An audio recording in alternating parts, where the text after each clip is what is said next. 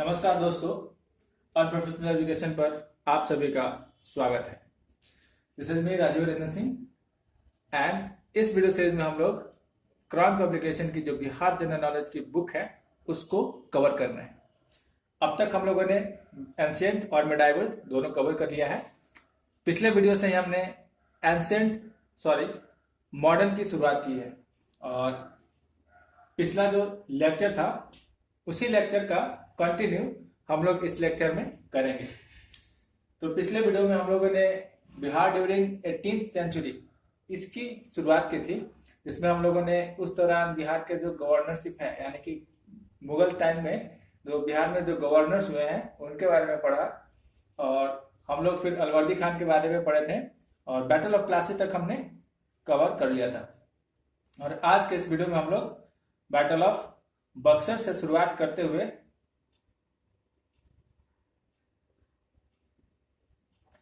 बिहार में कैसे डायरकी चलता है वहां तक हम लोग उसको कवर करेंगे पूरा। और फिर अगले वीडियो में हम लोग अगला चैप्टर की शुरुआत करेंगे जिसमें हम लोग जो रिवॉल्ट हुए हैं उस दौरान में 18th और 19th सेंचुरी के जो बीच का पीरियड है यानी कि 19th सेंचुरी की शुरुआत यानी कि 1800 से लेकर के 1857 1900 तक के बीच में जो भी रिवॉल्ट हुए हैं उसको कवर करेंगे। तो चलिए आज शुरुआत करते हैं हम लोग बैटल ऑफ बक्सर से। बैटल ऑफ बक्सर होता है आपका, अगर डेट लिखे तो 1764 में। बैटल ऑफ प्लासी होता था 1757 में। बैटल ऑफ प्लासी में क्या क्या हुआ, इसके कॉन्सिक्वेंसेस क्या हुए, उसके बाद की स्थिति क्या रही, थोड़ा सा इसको जानते हैं क्योंकि इसी से रिलेटेड है battle of Buxar. Battle of Plassey में हमें पता है कि सिराजुद्दौला जो है वो हार जाता है, सिराजुद्दौला डिफीट हो जाता है ब्रिटिशर्स के थ्रू। और सिराजुद्दौला की जगह पर जब सिराजुद्दौला हार जाता है और ये भी जो इंटरनल इसके जो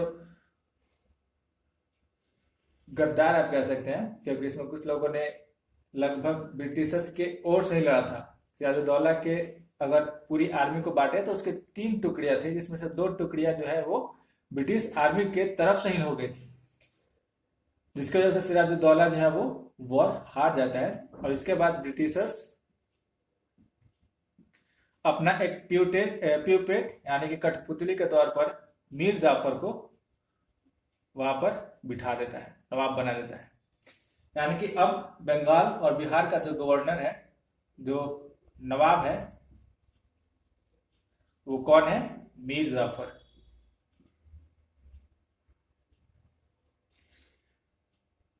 अब ब्रिटिशर्स ये सोच रहे थे कि मीर जाफर को हम लोग जैसा बोलेंगे वैसा काम करेगा वो। जो भी हम लोग टैक्सेस में छूट की बात करेंगे वो हमें टैक्सेस में छूट देगा, रिवेन्यू कलेक्शंस कैसे करना है वो हम लोग उसको बताएंगे, साथ ही साथ हमें ट्रेड में काफी तरह की छूट वो उससे मिल जाएगा। बट यहाँ पे क्या होता है कि मीर जाफर जब गद्दी पर बैठता है तो कुछ दिन तक तो वो जैसा ब्रिटिशर्स कहते हैं वैसा करता है। बट जैसे ही उसको लगा कि उसकी जो बंगाल और बिहार की जो इकोनॉमी है वो काफी ज्यादा खराब हो रही है, सिर्फ और सिर्फ इस वजह से क्योंकि ब्रिटिशर्स को जो छूट मिलती थी वो उसका गलत फायदा उठाते थे। ब्रिटिशर्स में काफी तौर पे जो प्राइवेट ऑफिसर्स होते थे वो उस छूट का काफी गलत फायदा उठाते थे, जिसकी वजह से मीर जाफर ने थोड़ा सा अब यहाँ पर कड़ा रुख अपनाना शुरू किया। अब जैसे मीर जाफर कड़ा रुख अपनाना शुरू करता है, ब्रिटिशर्स क्या करते हैं कि मीर जाफर को रिप्लेस कर देते हैं, उसको गद्दी से हटा देते हैं। ब्रिटिशर्स क्या करते हैं, वो रिप्लेस कर देते हैं मीर जाफर को। किससे? इसके जगह पर आ जाता है मीर कासिम। यानी कि अब मीर जाफर जो है वो रिप्लेस कर दिया जाता है और उसके जगह पर बंगाल का नया नवाब कौन बन जाता है? मीर कासिम। और बैटल ऑफ बक्सर मीर कासिम के साथ होता है। बैटल ऑफ बक्सर जो है वो मीर कासिम के साथ होगा। मीर जाफर बीच में गवर्नर बनता है बट इसको क्या कर दिया जाता है? ब्रिटिशर्स इसको हटा देते हैं। यानी कि बैटल ऑफ बक्सर के समय गवर्नर कौन है, नवाब कौन है? वो है मीर कासिम। चलिए ये हमने बंगाल के बारे में देखा। अब हम देखते हैं कि उस वक्त मुगल शासक कौन था, यानी कि मुगल जो रूल है वो किसके हाथ में थी। तो उस वक्त जो मुगल शासक है, अगर मुगल शासक की बात करें तो मुगल इंपेरर की बात करें इस दौरान, तो वो है शाह आलम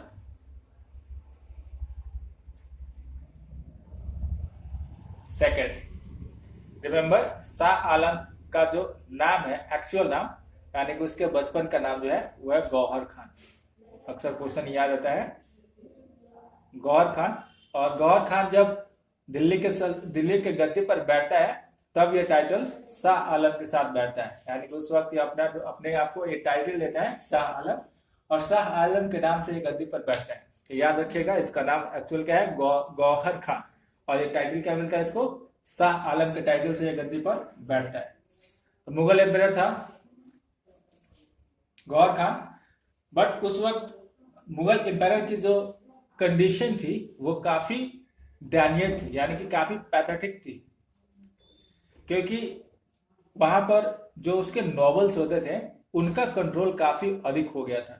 एम्पायर जो थे नाम मात्र के रह गए थे, पूरी की पूरी जो एडमिनिस्ट्रेशन थी वो नोबेल्स के हाथ में चले गई। बट शाह आलम जो है बाकियों के कंपेरिजन में, यानी कि इसके पहले जो एम्पायर्स हुए उनके कंपेरिजन में ये थोड़ा सा निपुण था, चालाक था, स्ट्रॉन्ग था उन सबके कंपेरिजन में। इसीलिए इसका जो, अब चूंकि सारा कंट्रोल नोबेल्स के हाथ में था, अब जैसे ये एम्पायर बनता है तो नोबेल्स के साथ इसको काफी ज्यादा विवाद झेलना पड़ता है। नोबेल्स का स्ट्रॉन्ग काफी ज्यादा हो गया था, उसका जो पकड़ है नोबेल्स का, जिसकी वजह से शाह आलम कभी भी एक जगह पे रख करके रूल नहीं कर पाया, अक्सर ये इधर से उधर भटकता ही रहा। जो शाह आलम है ये एडमिनिस्ट्रेटर काफी एबल था, काफी एबल एडमिनिस्ट्रेटर था। अब हम लोग देखते हैं उसके बाद क्या होता है। तो मुगल एम्पायर में शाह आलम है और गौहर खान इसको बोलते हैं। बंगाल में कौन है, बंगाल का नवाब कौन है, मीर कासिम। ठीक है, ये दूसरा पॉइंट हुआ। तीसरा पॉइंट, इसमें जो एक और रोल इंपॉर्टेंट प्ले किया जाएगा एक राजा के द्वारा, वो है अवध के राजा, अवध के किंग, जिनका नाम होता है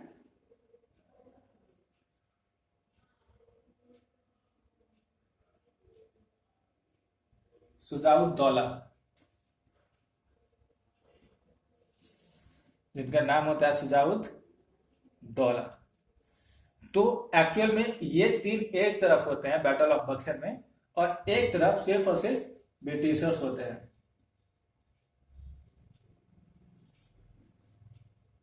तो ये लड़ाई 3 वर्सेस 1 की थी, यानी कि एक तरफ ब्रिटिशर्स और दूसरी तरफ ये तीन, यानी कि मुगल एम्पायर, यानी कि शाह आलम, साथ ही साथ मीर कासिम, और तीसरा जो अवध के किंग थे, नवाब थे, शुजाउद्दौला। तो ये 3 वर्सेस 1 की यहाँ पर बैटल होगी।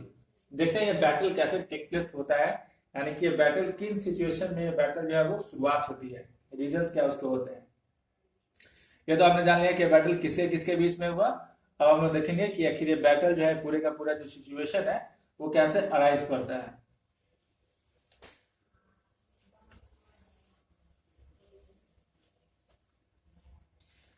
तो प्यूपेट किंग, प्यूपेट नवाब कौन है, बंगाल का मीर कासिम।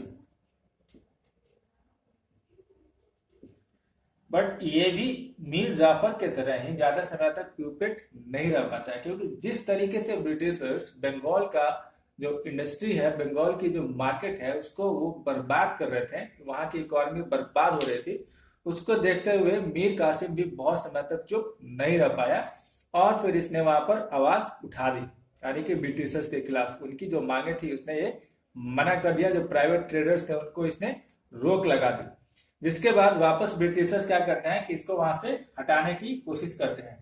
और उस दौरान क्या होता है कि ब्रिटिशर्स अपने 2 ऑफिशियल्स भेजते हैं,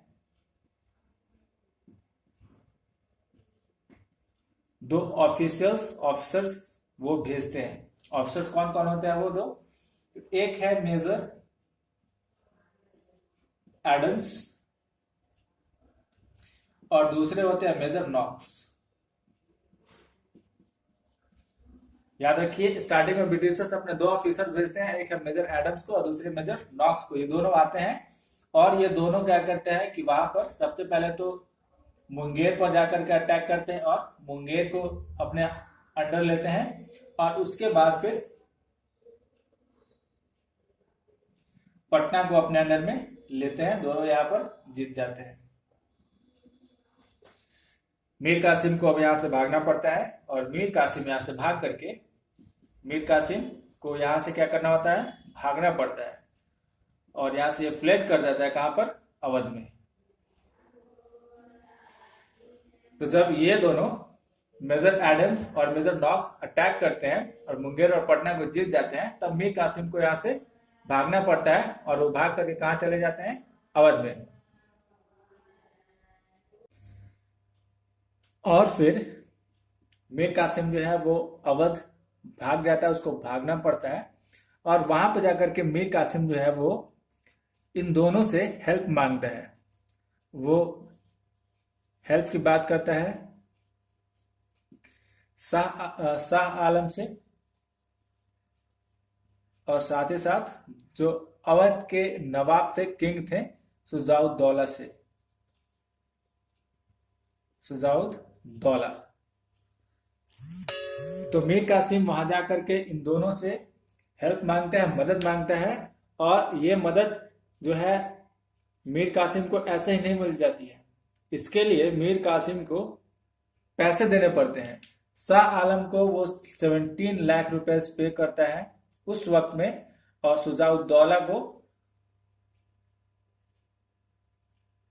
शाह आलम को 10 लाख और शुजाउद्दौला को 17 लाख रुपीस वो पे करता है, सिर्फ और सिर्फ मदद के लिए, मदद करने के लिए।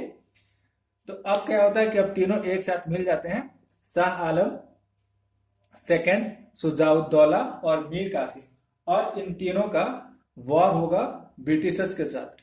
और उस दौरान जब ये वॉर होता है तो ब्रिटिशर्स का जो कमांड है, ब्रिटिश आर्मी का जो कमांड है वो चला जाता है, यानी कि नया हेक्टर मुनरो जो है उनका अपॉइंटमेंट होता है। तो ब्रिटिश आर्मी के जो हेड होते हैं अब वो हेक्टर मुनरो होते हैं, यानी कि इनके नेतृत्व में ब्रिटिश आर्मी जो है अब इन तीन कंबाइंड आर्मीज के साथ शाह आलम, शुजाउद्दौला और मीर कासिम के साथ वॉर करती है, और ये वॉर होता है बक्सर में। इसीलिए इस बैटल का नाम बैटल ऑफ बक्सर भी कहा गया है। अब तीनों का ब्रिटिश आर्मी के साथ वॉर होता है, और अंत में जब वॉर समाप्त होता है तब किसकी जीत होती है, ब्रिटिशर्स की। यानी कि यहाँ पे क्या होगा, इन तीनों की कंबाइंड आर्मी जो है वो ब्रिटिशर्स से हार जाएगी, ब्रिटिश आर्मी से हार जाती है, और यहीं से वर्चुअली ब्रिटिश का जो है वो अब इंडिया पर रूल इस्टेब्लिश हो जाएगा। क्योंकि इस वॉर में अभी तक का जो कि वर्चुअली ही था, बट उस समय था कि मुगल इंपेरर अभी रूल कर रहा है। मुगल इंपेरर का भले वो इंटरनली पूरी तरीके से वीक हो चुका था, बट जो भी फॉरेन इन्वेस्टर्स आ रहे थे उस वक्त में, जो भी फॉरेन से ट्रेड करने के लिए आ रहे थे, चाहे वो ब्रिटिशर्स हो, चाहे वो फ्रेंच हो या फिर डच हो, कम से कम उनका अभी तक इतना था कि हाँ यहाँ पर एक मुगल सल्तनत है, हमें कुछ भी करना है तो उनकी परमिशन लेनी पड़ेगी। उनको लगता था कि मुगल जो है अभी भी काफी स्ट्रांग है। बट इस डिफीट के बाद जैसे शाह आलम सेकंड डिफीट होता है तो मुगल की जितने भी पोले हैं वो खुल जाते हैं बिल्कुल, कि अब ये जो है वो सिर्फ और सिर्फ नाम का रह गया है, अब इनमें कुछ भी स्ट्रांग बचा नहीं है। तो यहाँ से मुगल एम्पायर जो है वो अब पूरी तरीके से खत्म हो जाएगा, वर्चुअली ही सही बट पूरी तरीके से खत्म हो जाएगा। उनका सिर्फ और सिर्फ रूल रह जाएगा रेड फोर्ट के आसपास, और वो महज पेंशनर के तौर पे अब काम करेंगे। इसके बाद वो महज वो पेंशनर ही रह जाते हैं।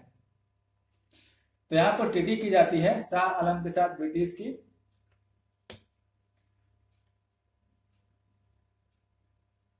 शाह आलम और ब्रिटिश के बीच में ट्रीटी होती है। मीर कासिम यहाँ से दिल्ली भाग जाता है, और दिल्ली भाग करके वहां पर उसका गरीबी में जीवन जीता है, और फिर उसकी डेथ हो जाती है वहीं पर।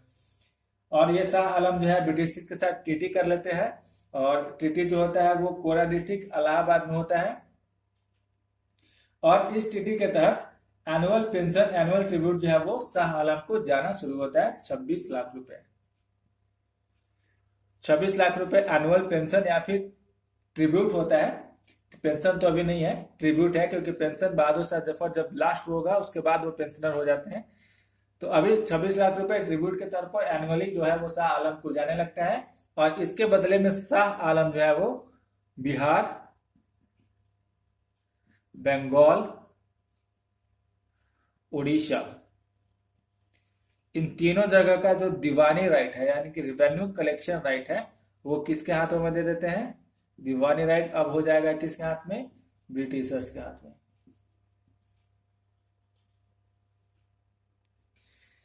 तो बैटल ऑफ बक्सर में क्या होगा कि जो मुगल एम्पायर है उसकी सारी की सारी जो कमजोरियां हैं वो सबके सामने उजागर हो जाएंगी, वो पूरी तरीके से डिफीट हो जाएगा। ब्रिटिशर्स का रूल जो है वो ब्रिटिश बंगाल, बिहार और उड़ीसा पर पूरी तरीके से स्टैब्लिश हो जाएगा। और यहाँ पर वो अभी भी एडमिनिस्ट्रेशन में नहीं रुचि रख रहे थे। ब्रिटिशर्स का अभी भी जो फोकस है वो सिर्फ ट्रेड को लेकर के है, पैसे को लेकर के है, इसीलिए ये एडमिनिस्ट्रेशन के चक्कर में भी नहीं पड़ते हैं। और एडमिनिस्ट्रेशन वहां के नवाब के हाथ में ही रखते हैं कि आप जो है आप इस जगह को एडमिनिस्ट्रेट कीजिए, बट जो इम्पोर्टेंट पार्ट था, जो रेवेन्यू कलेक्शन की बात थी, वो उसको अपने हाथ में ले लेते हैं, यानी कि दीवानी राइट उनको मिल जाता है, वो वहां के नवाब हो जाते हैं, दीवान हो जाते हैं। और जो निजामत है, निजामत यानी कि वहां पर एडमिनिस्ट्रेशन है, वो वहां के जो नवाब है उसी के हाथ में रखते हैं। वैसे वो नवाब भी सिर्फ और सिर्फ इनके हाथों की कठपुतली हुई होते थे, उनका कुछ वहां पर था नहीं। तो यहां से ब्रिटिश कंपनी जो है वो वर्चुअल रूलर हो जाएगी इन तीनों प्रदेश की। और यहीं से अब बिहार में डायरकी जो है वो स्टैब्लिश होगा, यानी कि दोहरा शासन लागू हो जाएगा। डायरकी क्यों, अभी मैं बतलाऊंगा इसमें। तो डायरकी बिहार में क्या होगा, आ जाएगा, स्टैब्लिश हो जाएगा। ये डायरकी लगभग 1765 से लेकर के जब तक कॉर्नवालिस नहीं आता है, हेस्टिंग्स नहीं आते हैं, यानी कि जब तक जो 1773 का जो रेगुलेटिंग एक्ट नहीं आता है तब तक यहाँ पर द्वैध शासन यानी कि दोहरा शासन डायरकी जो है बिहार में चलता है। बिहार बंगाल दोनों में चलता है, उड़ीसा में भी। इसके तहत क्या होता है, डायरकी का मतलब क्या है। डायरकी का मतलब होता है दो तरीके का शासन, दोहरा शासन।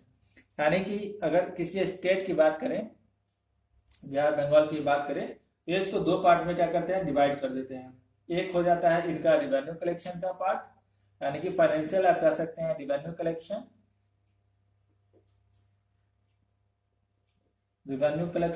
और अगर हिंदी में बोले तो इसका दीवानी राइट, यानी कि इसको जो दीवान होते थे। और दूसरी तरफ है निजामत, दैट मीन्स एडमिनिस्ट्रेशन।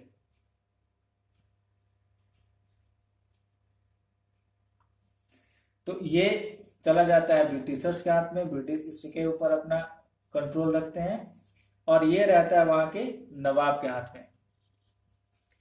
तो आप इसको समझिए, ब्रिटिशर्स कहते हैं कि तुम पूरे एडमिनिस्ट्रेशन देखोगे, सारा व्यवस्था तुमको बनाना है, वहां की पुलिस, वहां पे जो भी है सब कुछ तुमको देखना है, बट उस काम के लिए जो तुमको पैसा चाहिए वो हमसे मांगना पड़ेगा। तुम उसके लिए रेवेन्यू कलेक्शन नहीं कर सकते हो। तुमको जो भी करना है पहले हमसे परमिशन लेकर के पैसा हमसे लोगे, तब जाकर के तुमको वहां पर वो काम कराना है। यानी कि नवाब ये जो है ये पूरी तरीके से डिपेंडेंट है रेवेन्यू के लिए किसके ऊपर, ब्रिटिशर्स के ऊपर। जब तक इनको पैसा नहीं मिलेगा नवाब कुछ काम कर नहीं पाएगा। यानी कि पैसा बटोरने के लिए, पैसा कलेक्शन के लिए हम हैं, और काम करने के लिए नवाब के हाथ में है। काम नहीं होता तो जिम्मेदारी किसकी बनती है, नवाब की बनती है। अब नवाब बेचारा करे भी क्या, काम कराने के लिए पैसे चाहिए ना, और पैसे जो है वो तो है नहीं, पैसे तो ब्रिटिशर्स कलेक्ट कर रहे हैं। तो यहाँ से ब्रिटिशर्स अपना खजाना क्या करते हैं, भरना शुरू करते हैं, और बंगाल और बिहार की जो व्यवस्था है, जो पूरी तरीके से वहां का एडमिनिस्ट्रेशन है, वो धीरे धीरे बर्बाद होनी अब शुरू हो जाएगी। तो पहले इकोनॉमी बर्बाद किए, और यहाँ से उसका जो एडमिनिस्ट्रेशन है वो भी ये बर्बाद करना शुरू कर देते हैं। तो इसी को डायरकी बोलते हैं। जब दो शासन यानी कि एक रेवेन्यू कलेक्शन अलग से और निजामत फंक्शन जो है वो अलग से काम करना शुरू कर देता है, तब इसी को डायरकी बोलते हैं। इसके साथ साथ कुछ चेंजेस भी करता है ब्रिटिशर्स, यहाँ पर देखते हैं वो चेंजेस क्या है। जैसे कि रॉबर्ट क्लाइव जब आता है तब वो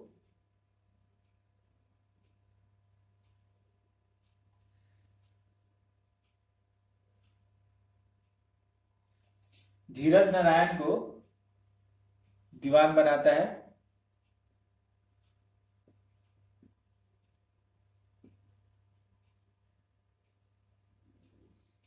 धीरज नारायण को वहां पर नवाब बनाता है। उसके अलावा राजा सिताब राय को अपॉइंट करता है, सॉरी ये इसको जो है वो डेप्यूटी बना देता है, सॉरी नवाब बनाता है। और राजा सिताब रॉय को ये बनाता है वहां का दीवान बनाता है। यानी कि रिवेन्यू कलेक्शन का हाथ राजा सिताब राय के पास में और एडमिनिस्ट्रेशन का हाथ धीरज नारायण को वो दे देता है। और उसके बाद ये अपना भी एक जो रिप्रेजेंटेटिव है वो वहां पर बिठाता है। इसका नाम होता है मिडल्टन। और यहाँ से अगर इन तीनों को मिला दी जाए यहाँ पर एक काउंसिल बना दी जाती है। इन तीनों का एक काउंसिल होता है जिसको प्रोविंशियल काउंसिल नाम दिया जाता है। प्रोविंशियल काउंसिल नाम दिया जाता है।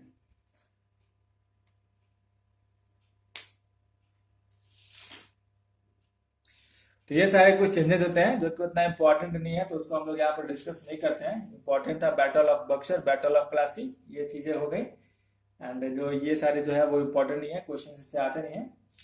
तो यहाँ पर हमने अर्ली 18th सेंचुरी में बिहार और उसकी जो कंडीशंस थी वो हमने पढ़ा, कैसे गवर्नरशिप चला, कैसे अलवर्दी खान का वहां पर डेवलपमेंट होता है। उसके बाद बैटल ऑफ प्लासी कैसे होता है, उसके अलावा बैटल ऑफ बक्सर क्या क्या होते हैं। तो ये सारी चीजें हमने इसमें कवर की। तो ये चैप्टर भी आज कंप्लीट होता है। अगले चैप्टर में हम लोग जो अपराइजिंग्स है, जो रेबिलियन है, रेबल्स है, उसको हम लोग कवर करेंगे। उसमें भी हम लोग जो इम्पोर्टेंट अपराइजिंग्स हो रहे हैं उसको कवर करेंगे। अब उसमें क्या क्या चीजें कवर की जाएंगी जब चैप्टर शुरू होगा तो उसमें हम लोग देखेंगे। एंड उम्मीद है कि जिस स्पीड के साथ हम लोग ये चैप्टर्स कंप्लीट कर रहे हैं, मुझे उम्मीद है कि बीपीएससी का जो एग्जाम है 27 दिसंबर से, उसके पहले हम लोग इसको कंप्लीट कर लेंगे। मॉडर्न तो एटलीस्ट हम लोग कंप्लीट कर ही लेंगे। तो चलिए दोस्तों, मिलते हैं अगले वीडियो में नए चैप्टर के साथ, नए टॉपिक के साथ। तब तक के लिए आप अच्छे से अपना प्रिपरेशन करें, ज्यादा समय पढ़ाई के ऊपर दें। तो चलिए मिलते हैं अगले वीडियो में, तब तक के लिए धन्यवाद, नमस्कार, शुभ रात्रि, धन्यवाद।